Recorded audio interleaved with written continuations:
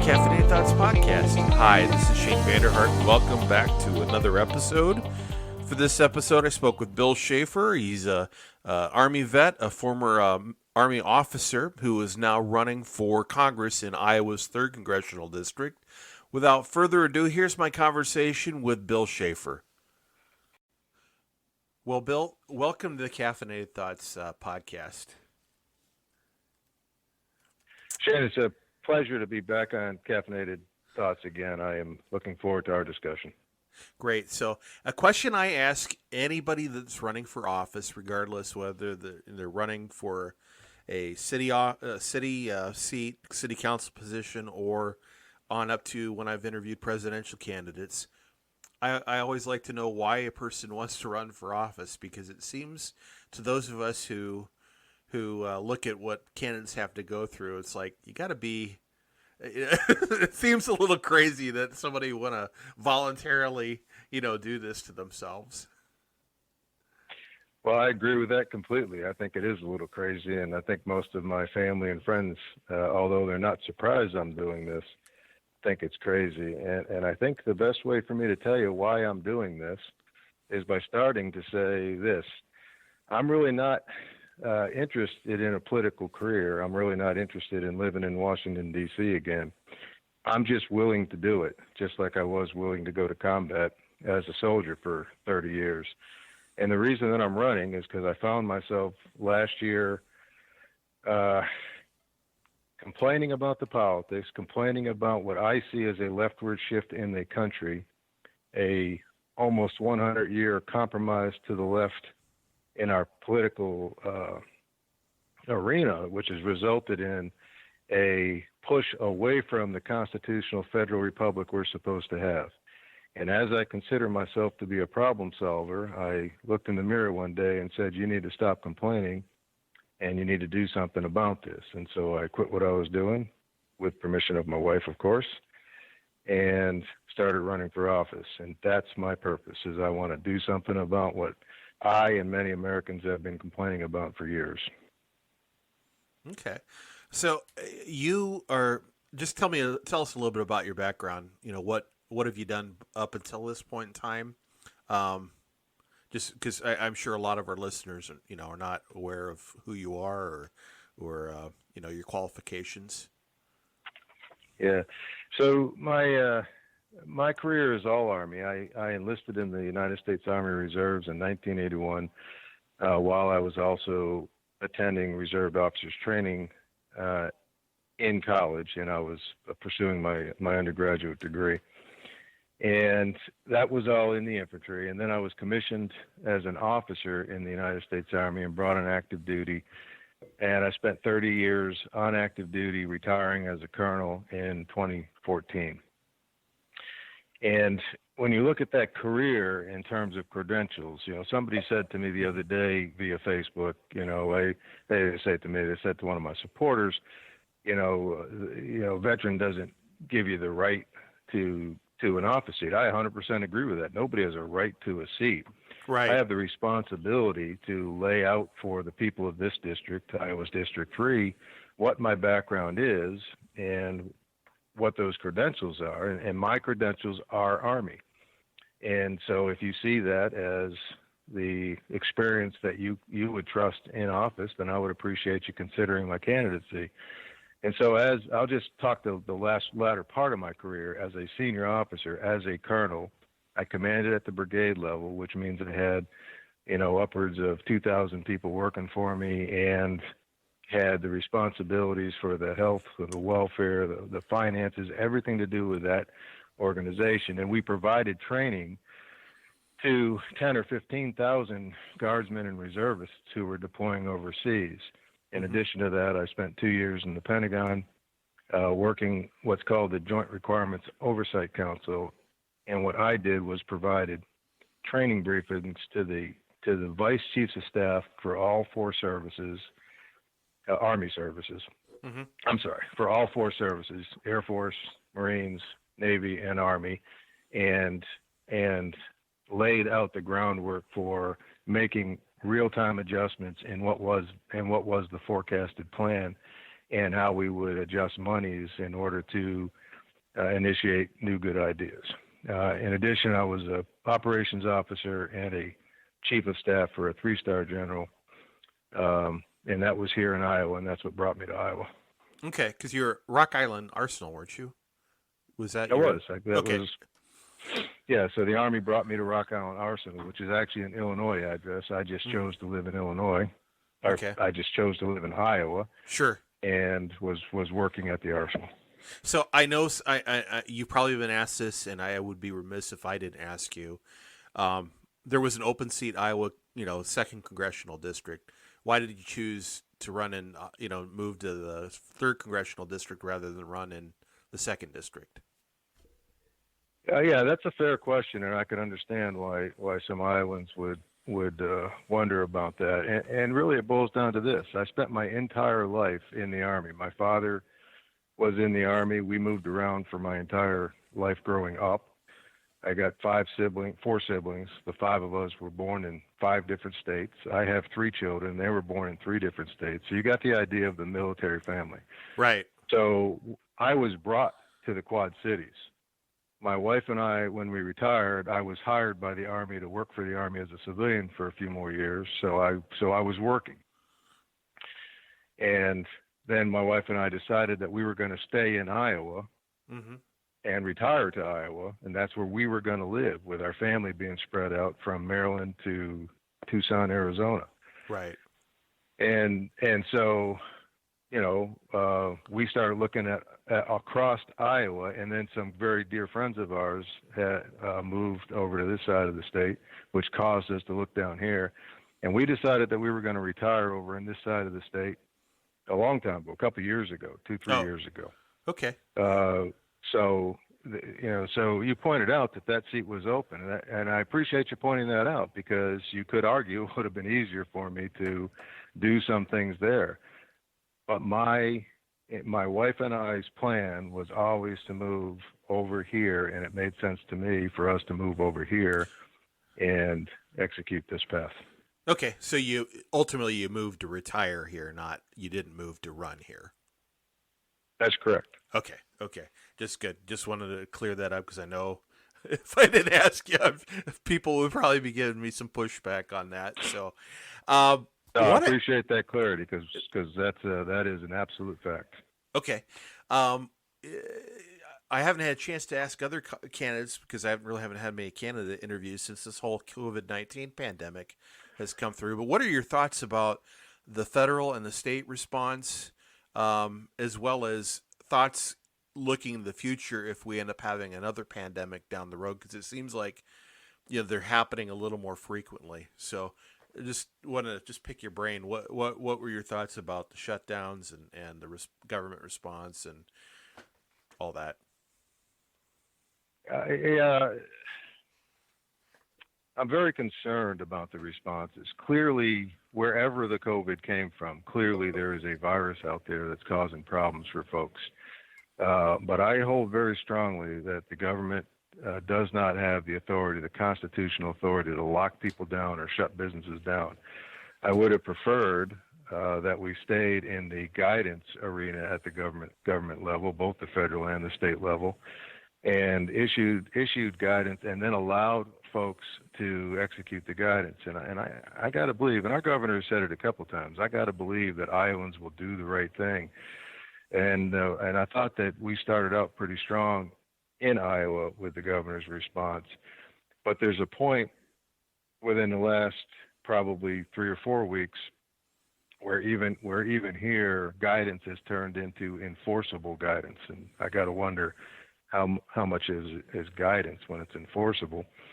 And the restrictions became even more actual restrictions and shutdowns of parks and other things.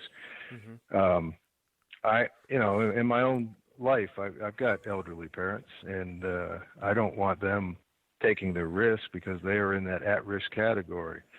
But here we are, causing folks who aren't really in the big at-risk categories to shut down businesses. And the long range impact on our economy, to me, it pales in comparison to the long range impact on the freedoms that we have acquiesced to the governors of the states across the country. So I'm very concerned with that.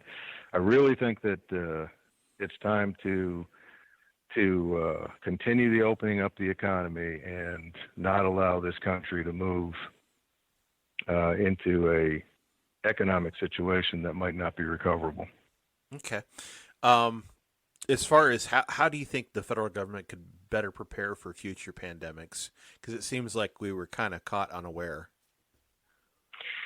Yeah, I don't know. If you listen to all the data, were we caught unaware, or did some people resist the actions that the executive branch tried to take just because they like to argue first?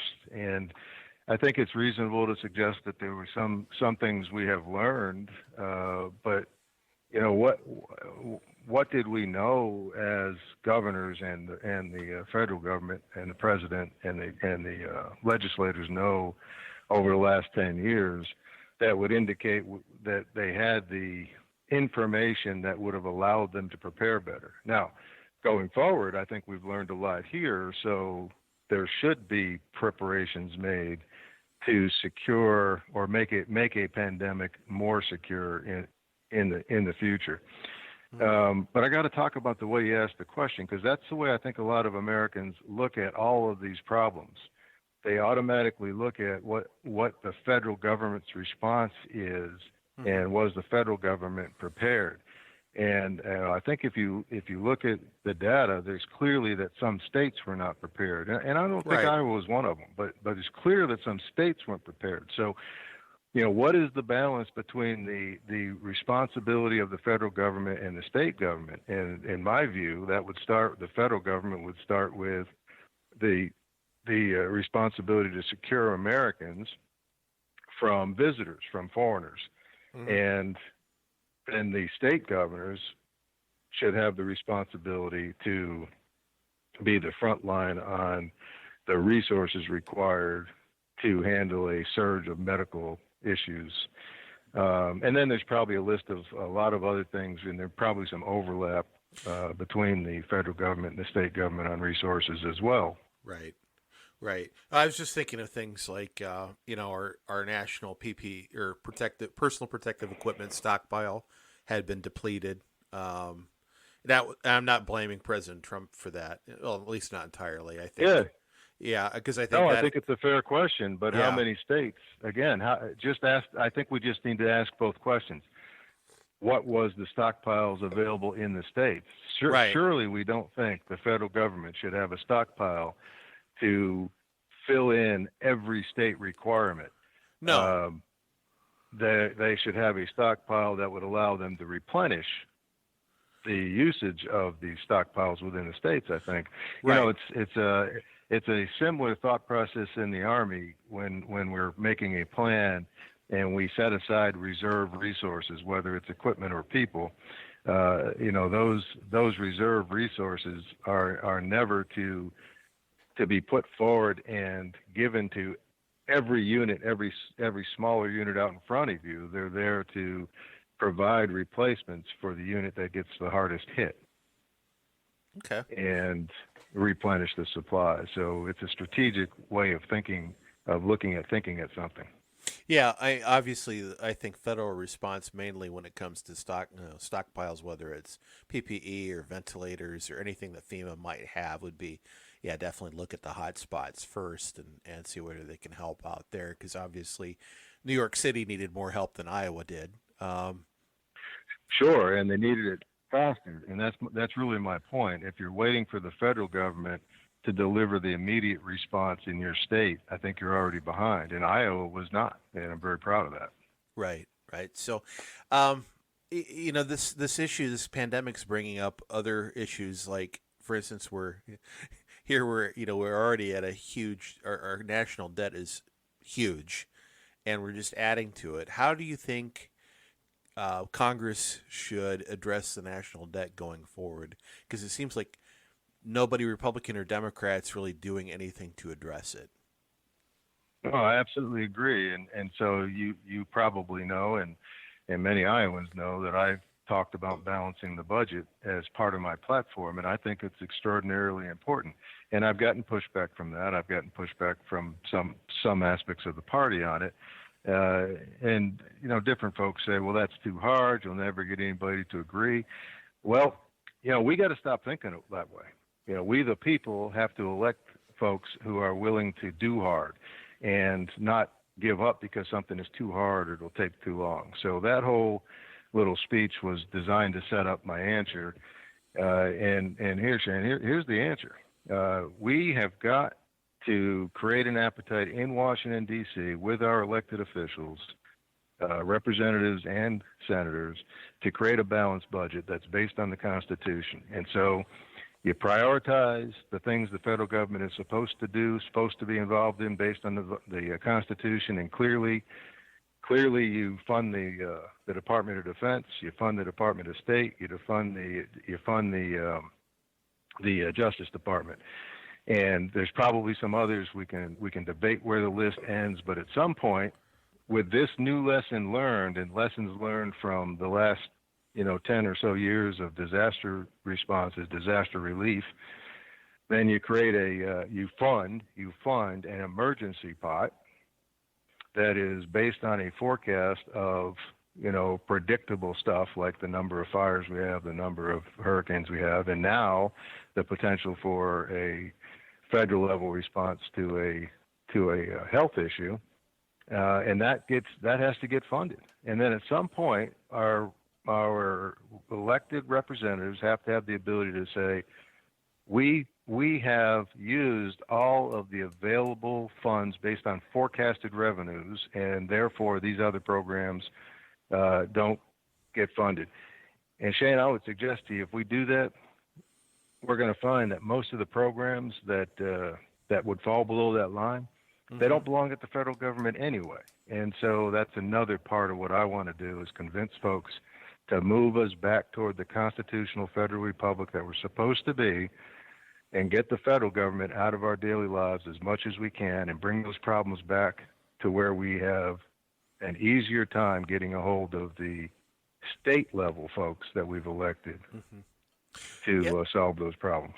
Yeah, you look at the federal budget, and most of it is, you got discretionary spending, which is really a drop in the bucket compared to defense spending and even what we see going to what we call entitlement spending, Social Security, Medicare, Medicaid. What are some ideas you have for reforming some of that entitlement spending, which we'd have to do, I think, to really make a dent on the national debt? Well, I think first of all, Social Security probably isn't an entitlement because we've all been paying into it. That's true. But I do think that, but it does fall into entitlement spending, and I do think that can be reformed. And maybe, while fellas that are 10 years older than me, and even my age, late 50s, we certainly deserve to get back out of the Social Security system what was intended. So it needs to be protected. But maybe it is time to look at another means where a 20-year-old could opt out of it and not have to pay into it and secure his or her own future. Let's get back to self-reliance. Let's get back to being responsible for yourself, and then it becomes a state problem. The federal government should not, in my view, be involved in the retirement requirements or the welfare requirements for any individual. Those kind of things belong local. They belong in the state. They belong with our local charities and churches and the folks that do that kind of great work, not confiscation of wealth at the federal level and then redistributed. I know you asked about entitlements, but I'm going to also suggest to you that the executive branch needs to be looked at. Why do we have, I don't remember the exact number. I think we started with 6 branches in the executive, and now we're up to 20-something. And of course, the president. You're talking about agencies and departments? Yeah, okay. Right. So, so we should be able to look at the executive branch from that point of view as well, and suggest the serious downsizing or even the elimination of parts of the executive branch. For example, my opinion, I would look at eliminating the Department of Education. And if we can't eliminate it, or if we don't think we should eliminate it, then the negotiation or the discussion should be around what's its purpose. And I feel very strongly that the Department of Education should have no authority to tell states or certainly private schools what to do, and they shouldn't be able to withhold money to get compliance on educational stuff. What the Department of Education, if it exists, should do is forecast future needs, maybe 5 or 10 years out, based on the world geography, the personality of the world, and then provide guidance to the states and private institutions that says, hey, over the next 5 to 10 years, we need folks with these kind of skill sets, with these kind of languages. We encourage you to include this kind of curriculum, but there should be no requirements coming out of it, and reduce the Department of Education quite a bit. And there's some others that I could elaborate on as well. Sure. So as far as tax or approach to taxes, do you believe tax reform is necessary? If so, what would that look like? I do. I haven't settled on the exactly what it looks like yet. I've had discussions of types of fair tax. So if I could, I'll suffice to say I believe in a fair tax system.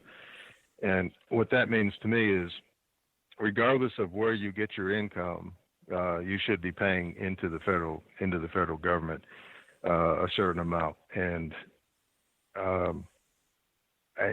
some folks have suggested a national sales tax. I'm not really sure I'd buy into that. They've suggested a flat tax. I'm not 100% sure I buy into the flat tax, but a fair tax that required all Americans to pay into it.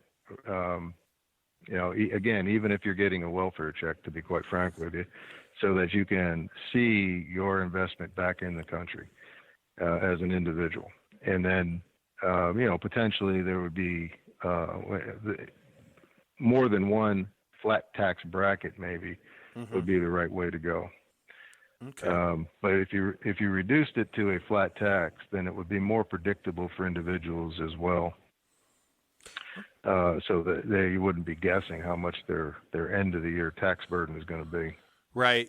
I've personally been. I don't mind the original fair tax idea with the national sales tax, but my contention is you can't even think about introducing that without repealing the 17th Amendment, or otherwise you can end up. Right. I think the last thing we want is a national sales tax plus an income tax. That'd be Europe. So definitely don't want to go that route. I definitely don't want that. I think I lean towards sticking with an income tax versus a sales tax. Okay. All right. So but I've got more analysis to do on where we end up with it. Sure. So where do you stand on the life issue? What kinds of legislation do you support? Yeah, I am absolutely 100% pro-life. You can see my video I did on it online, so you can hear my passion about it. I've written about it. I've gotten better at articulating it because I want to make sure pro-life folks know that they should, and I think pro-life folks make this mistake sometimes.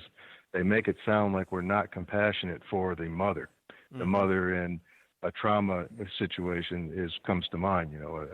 A lady visited a trauma on her, and now she's pregnant. And pro-life folks seem to quite often just have a go have the baby attitude. So this is what I will tell you. I think that we, as the pro-life folks of the country, should be equally concerned with the life of the mother and the preborn child, regardless of the means by which conception took place. We still have a preborn child, a gift from God that needs to be cared for. However, in many cases, the mother also needs physical and mental health as she carries this baby to term. And while I am a self-reliant, don't believe in too many forms of welfare,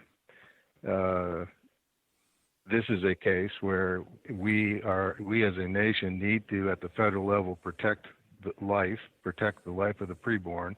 And therefore, if the mother is mentally unable to care for that baby, we need to have a path of care for that baby upon birth.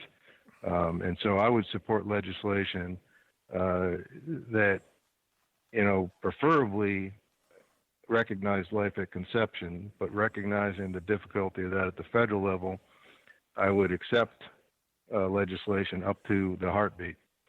Okay. I would not support or accept anything past that. And then I would support separate legislation that. Okay. I would support separate legislation for the baby. Oh, yes, sir. Yeah, I just want to go back. When you say I'm not going to accept legislation past that, do you mean like late-term abortion bans? Because they don't go far enough. I just want to know what you mean by that. No, I appreciate that. Of course, I would support a late-term abortion ban, but my goal would be to get a national level cultural shift that we are not going to allow preborn babies to be killed after the heartbeat. Okay. You think there's any way? Because I think one thing I've noticed is that adoption, there's a lot of red tape. It's hard to jump through. The hurdles for adoption. And I think a lot of those are there in place for good reason. You want to make sure you're placing babies with good families, but it's also extremely expensive to adopt a child. Do you support any types of tax credits or tax deductions for people who adopt children? I think I do, but my first goal would be get the federal rules out of it and allow, again, that to be at the state level. And then I think that would automatically reduce some of the frictions. Right. I'd have to look line by line to see what all the requirements are, but I am familiar with some folks who have had the frictions of going through adoptions. Right. I think most of the hoops are at the state level, not at the federal level. I was thinking more in terms of how the feds could possibly to bolster a mentality, a culture of life, to make the adoption option easier for people, to offset maybe some of the cost. Yeah, I think I would support that. And again, once we agree that an issue belongs at the federal level, right, and life, liberty, and the pursuit of happiness, part of our declaration, the declaration put into law in the Constitution, protected, then we need to have a federal level response. And so I think the answer to your question is yes. Therefore, it would be logical and right to have federal level incentives to make the paths not so cumbersome for adoption or fostering. Okay. Want to just sorry, shifting gears here, going back, looking at foreign policy. You being a veteran, do you support the drawdown in Afghanistan? I do. I've been looking at and talking about Afghanistan for a while, and I think it is time to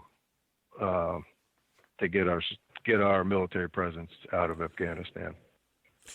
Okay, and in what instances do you believe it would be appropriate for a president to send troops overseas, to deploy troops to address whether it's a failed state or a terrorist group? I guess ultimately, do you think the War Powers Act is still appropriate for giving the president a lot of latitude to deploy troops, or should that be looked at again, and perhaps Congress reassert its authority when it comes to declaring war? I think that this is another case where the balance needs to be struck. I think that the ability of the president to react to an emergency and that is a national security risk around the world is still important. However, I think that what we have done is we've allowed our Congress to not really take responsibility for a conflict of this type around the world. And so maybe the adjustment should be a period of time so the president has the ability to react to the national emergency, and then the Congress only has so much time to then approve the funding of it, and then an additional amount of time to declare war or not. But we should, to answer your question, we should be at a point where the Congress is required to take responsibility for whether or not the country is going to support that action. Okay. Now, what are your thoughts on immigration? Well, usually when folks ask me about immigration, they're thinking about the southern border. So I'm going to separate the two thoughts. Sure. What is going on our southern border is not immigration; it's illegal entry into a sovereign nation. Mm-hmm. That I am completely against, and I feel very strongly that our border needs to be secured and our border patrol needs to be resourced to do that piece of national security. And we should have land ports of entry on the borders, just like we have sea and airports of entry that are, relatively well controlled in terms of who enters and who doesn't enter. In addition to that, the incentives for people to come into the country illegally need to be shut off, and that includes, food, education, health, anything that somebody can come in to the country and get in line to take resources away from Americans that need it needs to be shut off. It includes employment, and frankly, I think that birthright citizenship should also be shut down. Okay. Now, immigration. I am absolutely for immigration. I think immigration is one of the strengths of our country in terms of bringing other cultures in and our ability in this country to partake, even though in current times you get accused of stealing culture. That just hurts my head. I have enjoyed, sharing in others' cultures and learning about others' cultures, and that in America is quite an amazing thing. But how many immigrants do we need? What kind do we need? What are the metrics? Not money, but what are the skill sets? I think that the federal government has that piece of responsibility as well, and should be capable of forecasting annual needs, and you can adjust the numbers and the types every year to meet the demands of the country. Okay. I want to go back to the birthright citizenship for a second because I want to kind of drill down on that a little bit so I make sure I understand exactly where you stand on that. Do you mean birthright citizenship for children of illegal immigrants or illegal aliens, however you prefer to refer to them as, or do you mean birthright citizenship at all for anybody? I think the answer is for anybody. You got to have a standard, and if you're not an American citizen, the opposite of that is if you are an American citizen and you're traveling abroad, your baby is an American citizen. You register it with the consul. I have a child that was born in Germany while I was in the service. But if you're not an American citizen, why would we say if you fly into our country, fly into our country legally or walk into our country illegally, now that child is an American citizen because they were born on this soil? That just doesn't make sense to me. In terms of prioritization, clearly the illegal entry, the incentive to walk across the border illegally, or you got needs to be you got birth tourism as well, right. And that's why I say just because you come in legally, I don't support that either. Yeah, so I was thinking more in terms of somebody who, say, they've lived here for 10 years and they've got a green card, and they have a child. You don't think that child should be a citizen? No, I don't think so. Why would that child be under the same conditions as its parents? Okay, I just now, if the green card holder, has married an American citizen, or is dating an American citizen, things change there too, right? Because now you do have an American citizen involved. Right. Okay.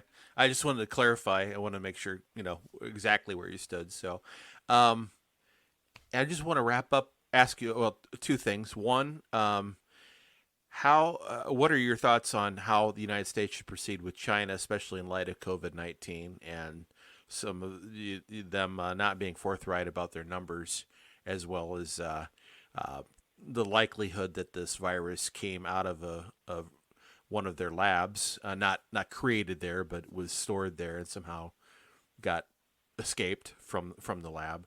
So, what are your thoughts about a federal response to China? Yeah, unfortunately, we're going to have to hold China accountable, and that probably means, diplomatically and financially, and then that's going to mean tariffs and other tools that the federal government has at its disposal to kind of draw as much reparations from China as we can. It's certainly going to take a long time, and it's going to be a very sensitive topic. I think that we as citizens need to recognize that there's probably a lot of information that we don't have as to the actual origination and whether it was an accident or not, and then just pray that our president and the Congress have a measured response that over time levels the playing field again. Okay. Last question. We seem to have, as well, over the last few years, we've seen a growing tension between conflicting liberty interests. You got the folks, LGBTQ folks, as well as those who are faith based. Their interest seems to collide often, and find lands in courts. How do you think the federal government should address conflicting liberty interests as well as, protect religious liberty? Well, I'm going to tell you, I don't personally think that there's a conflicting liberty interest here in the observation that I have across the country. It's mostly politicians, and then these groups they create the group mindset so you can put one group against the other. Mm-hmm. And in most cases, it would appear to me that the LGBT group is pushing themselves on the religious group, not the other way around. I would suggest that if we treat each other with dignity and respect on a daily basis in all aspects of life, then we wouldn't have a conflict. And just like I don't expect myself or any of the folks that I know that have a Christian that live as a Christian, I do not expect them to go and push their Christian values on anybody, let alone somebody who may not believe. I don't expect folks in other groups to do the same thing. So maybe if we as individuals don't push on each other and just treat each other right, we wouldn't need a federal government response to something like the LGBTQ community being pitted against the Christian community. Yeah, specifically in Congress, I mean, the House has passed the Equality Act, which added sexual orientation and gender identity to the various pieces of civil rights legislation. And then you've got another bill that's kind of Equality Act light, which is the Equality Act actually nullifies the Religious Freedom Restoration Act. Correct. There's another bill, Fairness for All, which has also adds sexual orientation and gender identity to the list of protected classes under the different civil rights legislation or laws, in the federal code, but also has a statement. I don't have the verbiage in front of me. It makes some attempts to protect religious liberty. What are your thoughts on adding those things to the code? Sorry about that. No, that's all right, buddy. Listen, I think you just emphasized kind of where I was going by legislators, even the state or the federal level, creating such a thing as this Equality Act. They just validated groups to be pitted against each other, and I just think that's bad. There are already laws that prevent us from from assaulting each other or attacking each other, interfering with each other's personal or private life. I think if those are executed, then we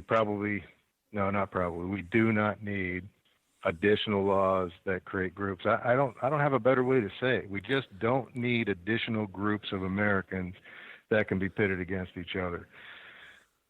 Okay, that's great. That's my mindset too. I'm just playing kind of devil's advocate a little bit, just to tease out a little bit more about what your position is on that. So I think it's a very, very fair way to approach it. I don't want to get more detailed. I have to pick on one group or the other. I don't want to do that. I want each of us to live our lives, and then when we interact with each other, just treat each other right. Okay. Hey, just for our listeners' sake, your buddy interrupted us just a little bit ago. What kind of dog do you have? I have a beautiful black lab. He is 5.5 years old, and the story behind that is I was on a veterans a sponsored pheasant hunt 5 years ago, and the folks that were putting it together, they wouldn't take any money from the veterans, but they did do a fundraiser. So I bought two tickets and won a black lab, and he's been following me around ever since. Cool. Yeah, they don't seem to understand you're on a podcast interview. We have three dogs at home, and generally, amazingly, they behave while I'm recording. It seems like, but there's been times where I've been on other calls where they end up going off on something they see. Somebody moved outside. He did that the other day. I was doing Facebook Live, and so I just said, "Hi, Jack." Yeah. Yeah, it's the I guess the pitfalls of working and doing things from home. So, hey, thank you so much for your time. I appreciate it. One final question: what is actually, it's a twofer question. What is your favorite caffeinated beverage? And two, where can people learn more about your campaign? Okay, so I like my coffee ground and black. So I grind coffee every morning, and right now I have a bag of Verena Street Bold. And I grind it every morning. And they're up in Dubuque, right? Verona Street. I believe that's correct. Okay, all right. I've seen them at Sam's Club. So all right, cool. Yeah, well, it's very good, and I like it rich and bold, and so my wife got me the one that's marked rich and bold. And so, listen, my campaign website is schaferforcongress.com, SCHAFERFOR Congress. My phone number is 515-850-8100. I've got a YouTube channel and a Facebook channel. I encourage everybody to come look at me, and that's my last message, if I can get it in, Shane. I would like to be the representative for the Iowans of District 3. I absolutely encourage every one of you to look at the two candidates for the primary, understand that there is really a pretty clear difference between the two, and then pick the right candidate. Make sure you pick the candidate. Do not allow the party to tell you who your candidate's going to be. And I look forward to seeing all of you getting out to the polls. All right. Well, hey, thank you so much. Take care. Thanks for your time. You're welcome. Bye-bye. That concludes today's episode of the Caffeinated Thoughts podcast. Thank you so much for listening. If you happen to be listening to this podcast somewhere other than on our website, please be sure to check out caffeinatedthoughts.com. Again, that's caffeinatedthoughts.com. Or you can just Google Caffeinated Thoughts and we'll show up at the top of your search screen. Also, be sure to like us on Facebook, follow us on Twitter, sign up for our emails. That way you don't miss a single update. We would love to also have you subscribe to our podcast using your favorite podcast app, whether that's Apple Podcasts or Google Play or Stitcher, Spotify, or SoundCloud, Podbean. We're on all of those. If there's one we're missing, drop me a line at shane@caffeinatedthoughts.com and let me know which app that is, and I'll see if I can make that happen. Until next time, my friends, take care. Thank you so much. This is Shane Vander Hart signing off. Bye.